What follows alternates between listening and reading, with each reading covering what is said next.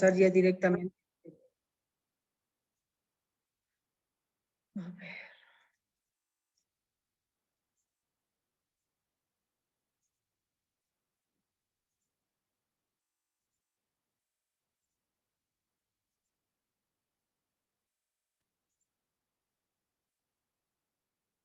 Ok.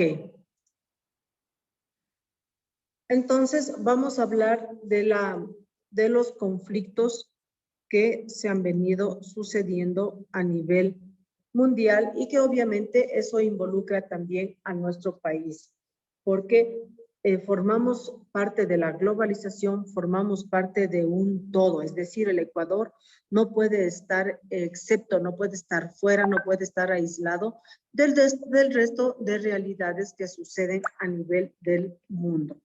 ¿Ya? Por favor, Matías, enfoque bien su cámara. Entonces, es así que tenemos el Ecuador dentro de los conflictos mundiales. Hay implicaciones globales, es decir, hay causas o consecuencias de cómo ha ido esto influenciando dentro del contexto del Ecuador.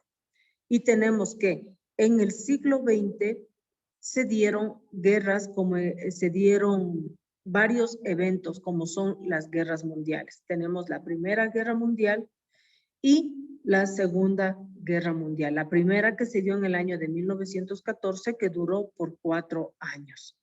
Y la Segunda Guerra Mundial, que fue en el año de 1939 hasta 1945.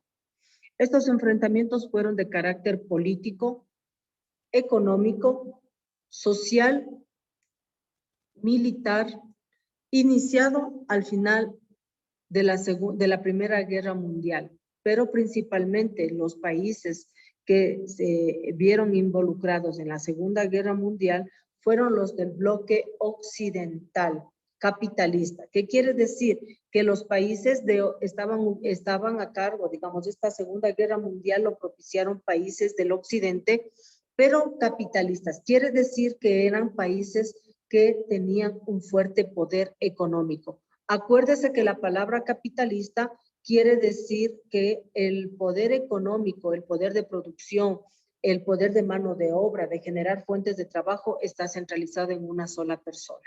¿Ya? Entonces fueron estos países capitalistas los que fueron, por así decirlo, los que propiciaron esta Segunda Guerra Mundial, siendo el principal responsable los Estados Unidos en representación del Occidente y la ex Unión Soviética por el lado del Oriente. Es decir, estos países capitalistas, los Estados Unidos y la antigua Unión Soviética, pues tenían sus roces, su falta de armonía política, económico y social. Y eso conllevó a que se dé la Segunda Guerra Mundial. Bien, mientras eso sucedía, en cambio, ¿qué pasaba en el Ecuador? En el Ecuador se insertó en el mercado mundial con la producción, con la venta, con la exportación del cacao. Mientras suceden eventos a nivel, digamos, de Europa, el Ecuador también sigue generando otro tipo de actividades. No es que porque en ese tiempo había la Segunda Guerra Mundial, el Ecuador se paralizó. No, sí nos afecta, obviamente, como país, pero más sin embargo, sigue pasando el tiempo, siguen continuando con sus actividades, el político, lo social, sigue manejándose rutinariamente. ¿Ya? ¿Qué más pasó? En el siglo XX se da la aparición del neoliberalismo. ¿Qué es el neoliberalismo? Es un movimiento actualizado del liberalismo. Acuérdense que el liberalismo quiere decir que es un movimiento político en donde se separa la religión del poder, es decir, la religión se separa de lo que es el eje político. Acuérdense ustedes que en la mayoría, en el feudalismo, por ejemplo, ¿sí? Ahí siempre estaban a la cabeza de la organización social, siempre estaban los reyes, seguido por los religiosos. Cuando se da el liberalismo, se separa el poder, es decir, se separan los reyes, que eran el poder, de lo religioso. Y lo mismo sucede en el Ecuador cuando se habla de liberalismo. Se separa la iglesia del Estado. ¿Sí? Ya comienzan a ejercer funciones de manera diferente de manera separada. ¿Ya? El liberalismo es un movimiento que apareció después de la Primera Guerra Mundial. ¿Y qué quiere decir? Otra vez, el liberalismo es que el liberalismo limita también la intervención del Estado en asuntos jurídicos y económicos. El liberalismo separa entonces la Iglesia del Estado. El liberalismo limita a que el Estado en general no manipule los actos jurídicos ni los actos económicos. A eso se refiere el liberalismo, ¿ya? Pero cuando se implanta, cuando llega el neoliberalismo, en cambio tiene características diferentes. ¿Cuáles son las características que tiene el neoliberalismo, es decir, el nuevo liberalismo? Dice que las corrientes neoliberales que dominaron en el mundo impactaron también en nuestro país y buscaban la reducción en el gasto social, reducción de los impuestos aplicados a las empresas y ciertas familias. Ojo, chicos, el liberalismo quería que el Estado no manipule la parte judicial y la parte económica del país. Cuando viene el neoliberalismo, se supone que tenía que ser un movimiento que sea mayormente favorable para el pueblo, ¿ya? Pero no sucedió así, porque mientras al pueblo le ponían más impuestos, las familias potentadas, las familias ricas, las empresas grandes pagaban menos impuestos. Ejemplo, Maite tiene su emprendimiento, tiene una microempresa. Como ella está empezando, Diego, ¿ella debería pagar más impuestos o pocos impuestos?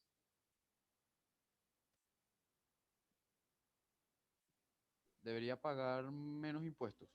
Ya, porque es un emprendimiento, recién está dando sus primeros pasitos en su negocio.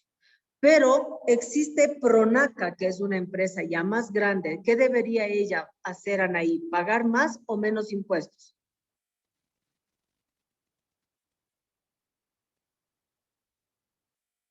Sí, pagar más. ¿No es cierto? Pronaca debería pagar más impuestos, ya tiene más años, tiene más capital, tiene más ingresos que la empresa de Maite, ¿ya?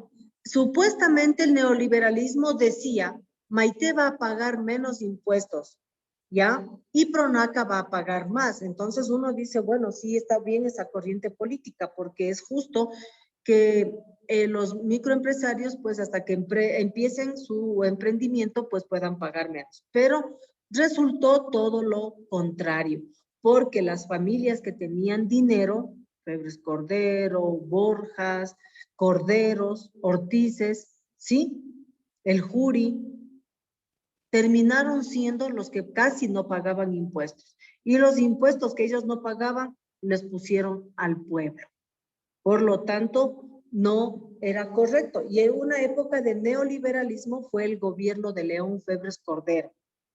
¿Ya? En el gobierno de León Febres Cordero en nuestro país fue evidente el neoliberalismo, porque el sueldo básico, digamos que era $300, y la canasta de alimentos para una familia costaba el doble. ¿Sí? Fue un crecimiento increíble de la pobreza en ese gobierno que no fue favorable. Ofreció pan, ofreció techo, ofreció empleo y lamentablemente nada de eso se cumplió. ¿De acuerdo? Entonces, el neoliberalismo aparentemente quería reducir el gasto social, es decir, que haya mejoras para el pueblo, pero lamentablemente eso no se cumplió. Terminaron pagando más impuestos el pueblo y las familias adineradas pues se iban acomodando de mejor manera. Bien, más sin embargo, pese a esa realidad, pues el mundo tiene procesos de integración. Esos procesos de integración quiere decir que se crean, como decir, grupos con el objetivo de comercialización, de intercambios estudiantiles, con el interés de que hayan países, por ejemplo, que no necesiten visa, que puedan viajar tranquilamente de un país hacia otro. Son convenios. Y estos procesos se viven a nivel del mundo, ¿ya? Pero lamentablemente hay ciertas restricciones para ciertos países por su situación económica, por situaciones que no tienen un buen antecedente político, que hace que no puedan ser parte de esta integración. Lo ideal sería, por ejemplo, que no exista visas para ningún país, siempre y cuando pues se garantice que las personas que viajan a dichos países puedan regresar. Pero lamentablemente la pobreza, la persecución política, la inestabilidad laboral obliga a que las potencias, que los países más grandes pongan visas a los países más pequeños para evitar, para controlar que no se haya una migración descontrolada. Por eso se llegan a establecer convenios, se llegan a establecer acuerdos de integración. Es decir, yo tengo productos, por ejemplo, ya en el campo económico, yo como país, como Ecuador, ¿qué productos vendía Dylan? ¿Qué productos exportaba el Ecuador? Las rosas, el cacao y el banano. Ok, también exportaba el camarón, ¿verdad? Entonces el Ecuador dice, se reúne el Ecuador, ¿ya? Voy yo con Ecuador, Anaí va con Colombia, Diego va con Venezuela, Dylan va, Edu va, por ejemplo, con Puerto Rico y nos reunimos en una mesa de negocios de varios países. Y dice, yo como Ecuador digo, bueno, mi país produce cacao, produce banano, produce tagua, produce camarón, produce flores, que yo puedo ofertarles a ustedes. Entonces Anaí dice, a mí sí me interesaría las flores para importar a mi país. Entonces ahí yo comienzo a conversar con Maite para ver cuáles son los aranceles, cuál es el IVA, cuáles son los convenios que ella me ofrece o los precios que ella me ofrece por las rosas que me quiere comprar. Y yo le digo, bueno, Maite, de su país, a mí me gusta, a ver, véndame su país, digamos que su país es Puerto Rico, Maite, ¿qué me ofrecería usted? Algo que le venga así a la idea. Tomemos en cuenta que Puerto Rico es una isla caribeña, digamos que usted me ofrece lugares turísticos, a ver, vamos.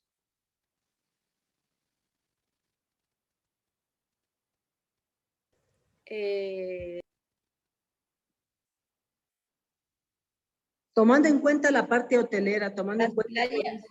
Ya, entonces Maite me dice, yo te puedo dar asesoramiento de personas o constructoras que te pueden ayudar a que tú perfecciones el turismo en tu país. ¿Ya? Y comenzamos a negociar lo que ella tiene, lo que a mí me interesa y lo que yo tengo y a ella le interesa. Cuando ya se logran establecer estos procesos de conversaciones en cuanto a intercambio de productos, intercambio de ciencia, de tecnología, ahí es en donde vienen los procesos de integración, los acuerdos. Y eso va permitiendo que el Ecuador pueda ser parte de varios convenios y tenga obviamente sus beneficios, de pronto menos aranceles, de pronto que a ese país no nos pidan visa, de pronto que tenemos ciertos descuentos, por ejemplo. La integración funciona más o menos como cuando usted tiene una tarjeta Supermaxi. Cuando usted tiene una tarjeta Supermaxi, tiene descuentos, ¿verdad? Cuando usted no tiene la tarjeta Supermaxi, en cambio le venden a otro precio. Así es cuando un país está integrado a los demás países por el comercio.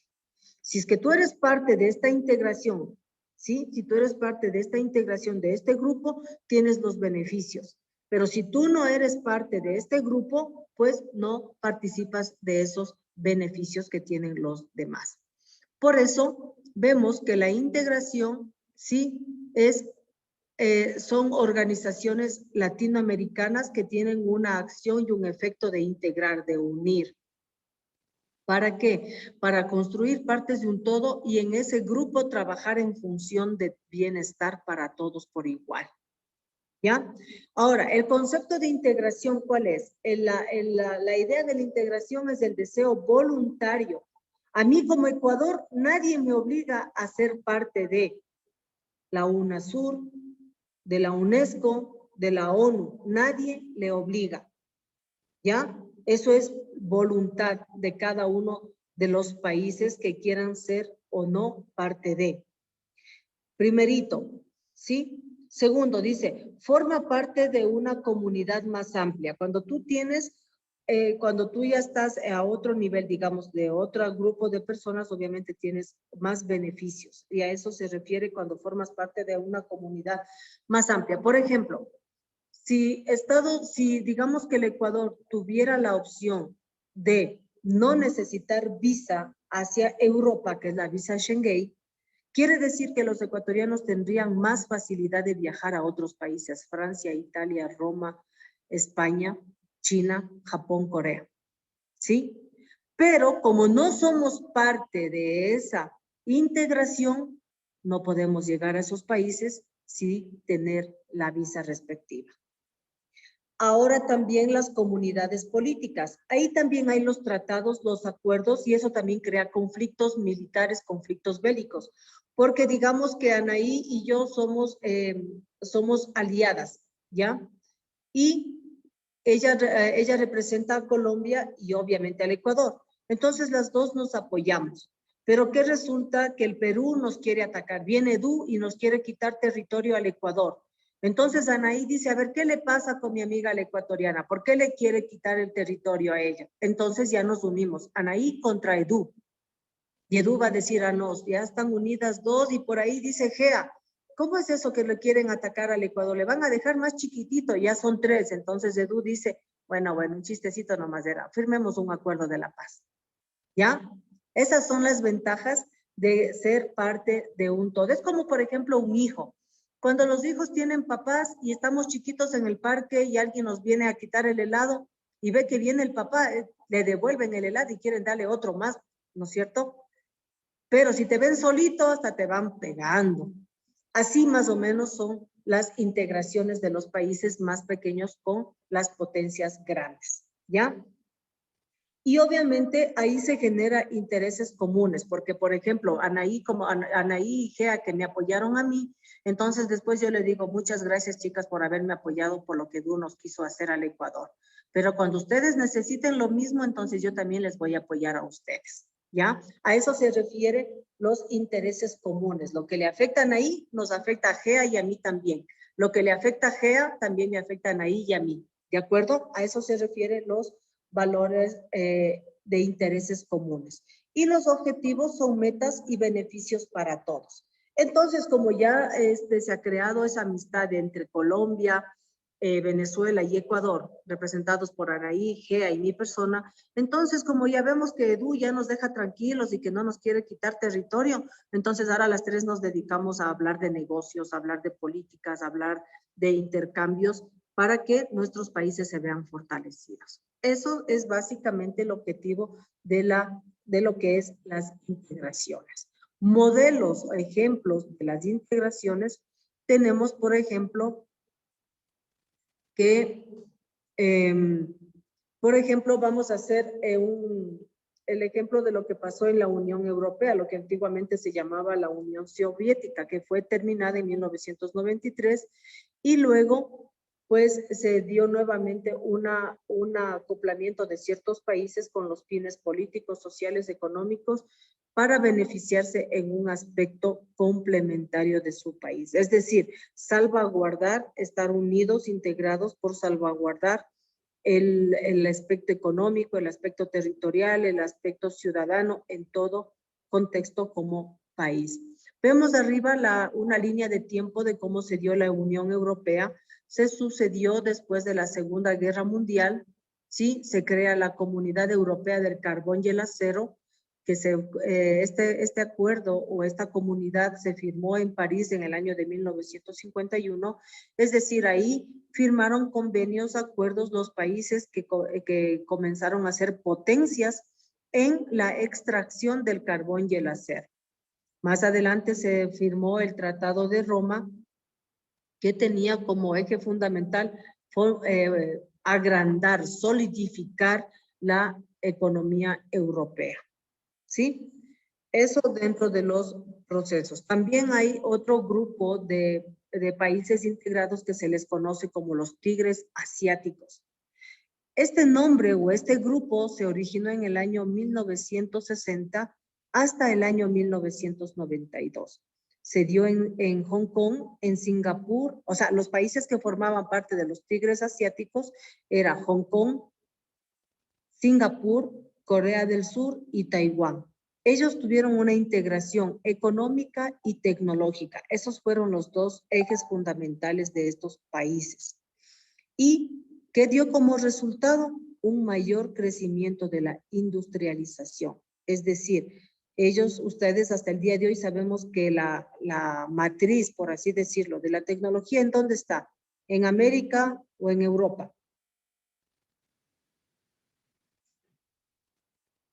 ¿Dónde está? Edu, que está calladito hoy día. En Europa.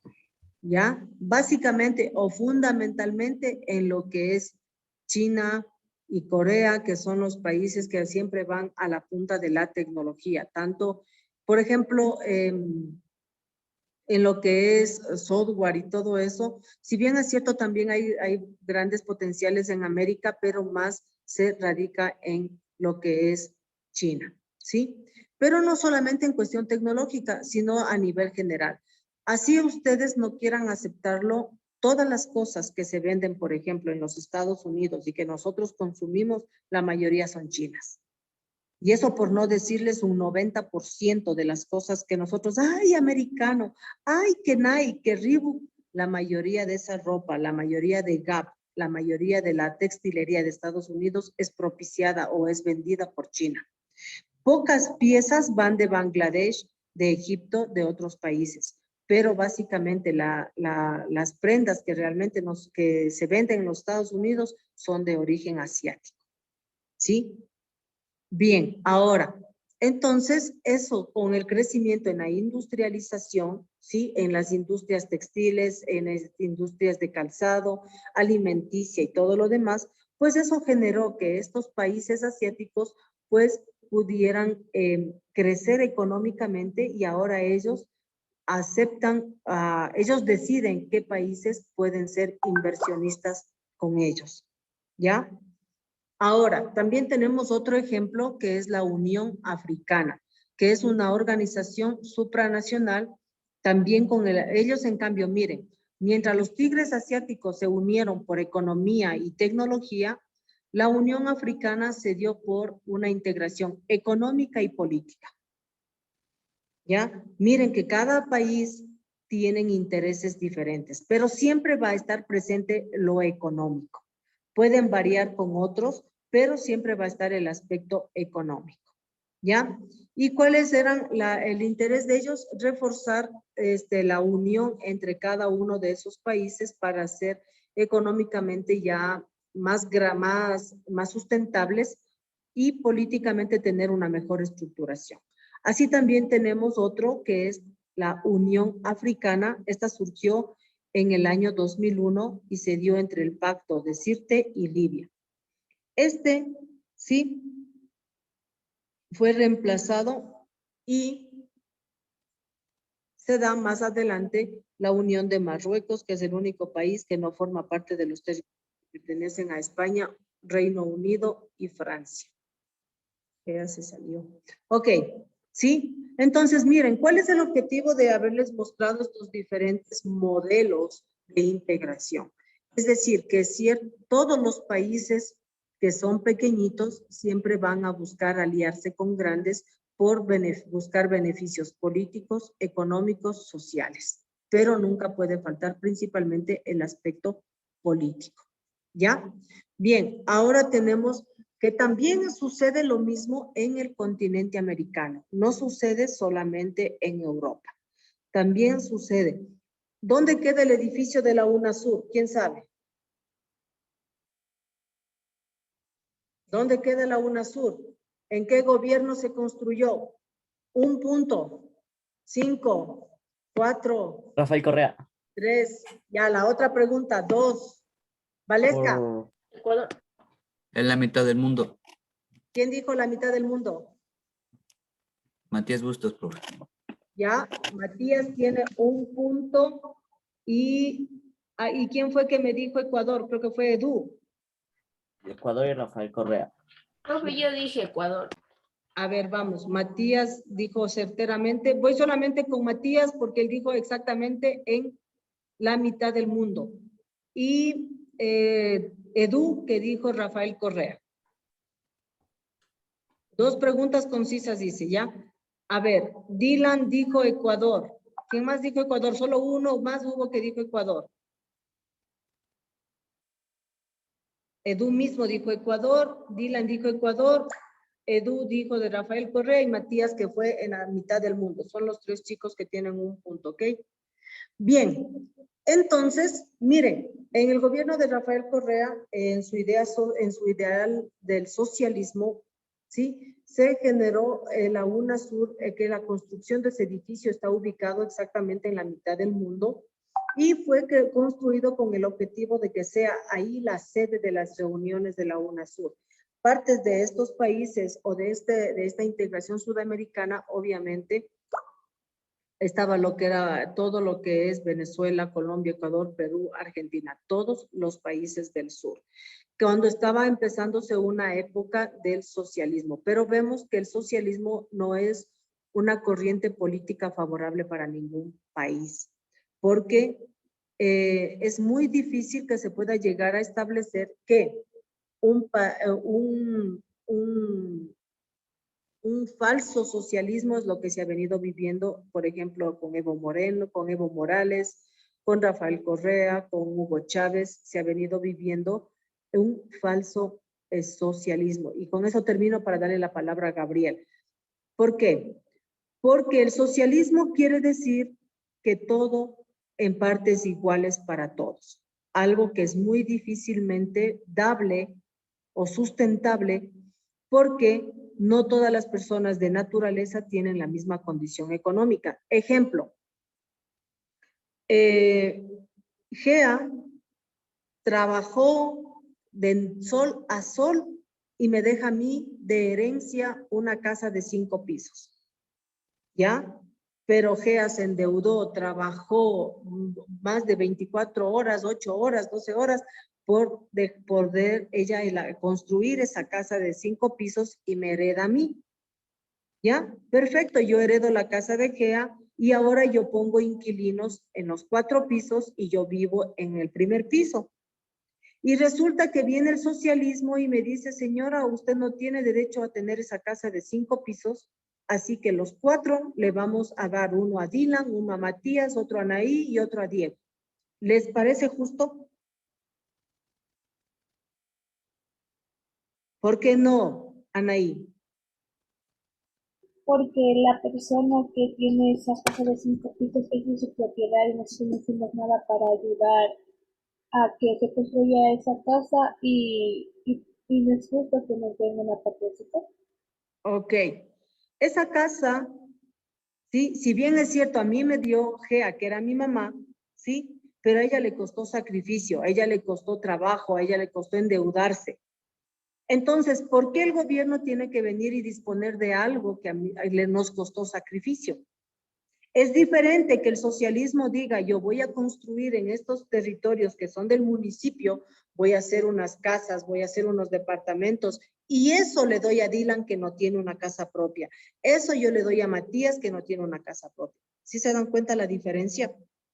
¿Qué es lo que pasa actualmente en Venezuela? En Venezuela, si tú tenías en los gobiernos anteriores a los de Chávez, si tú tenías 2 locales comerciales, ¿sí? Con el gobierno de Chávez y de Maduro actualmente, ¿qué es lo que hace ese falso socialismo? ¿Por qué tienes tú 2 locales? Entonces te quito el uno, te guste o no, y le doy a X persona. ¿Ya? Por eso no es saludable un socialismo en ninguno de los gobiernos políticos. Más sin embargo, los objetivos, las intenciones fueron buenas. Por eso dice que los objetivos de la integración sudamericana era construir de manera participativa y consenso, es decir, que todos estemos de acuerdo, un espacio de integración y de unión de la cultura, el aspecto social, económico, político, entre cada uno de los pueblos, dando principal camino o prioridad al diálogo político, a lo político social, a la educación, a la energía, a la infraestructura, entre otros, ¿sí? ¿Para qué? Para eliminar la desigualdad socioeconómica. Pero miren, hablábamos de una sociedad económica igualitaria cuando se estaban cobrando sobrepreciando la construcción de las carreteras, cuando se estaba sobrepreciando la construcción de los nuevos hospitales. ¿Creen ustedes entonces que podría darse realmente esta integración sudamericana? Les hablo en contexto de los últimos gobiernos. ¿Ya? Son feas las comparaciones, pero estamos viviendo esa realidad. Cuando estuvimos en el gobierno del señor Correa, ¿qué pasó? Chévere las carreteras, pero las carreteras que le valían, por decirles, $5,000, él nos vendió en $10,000.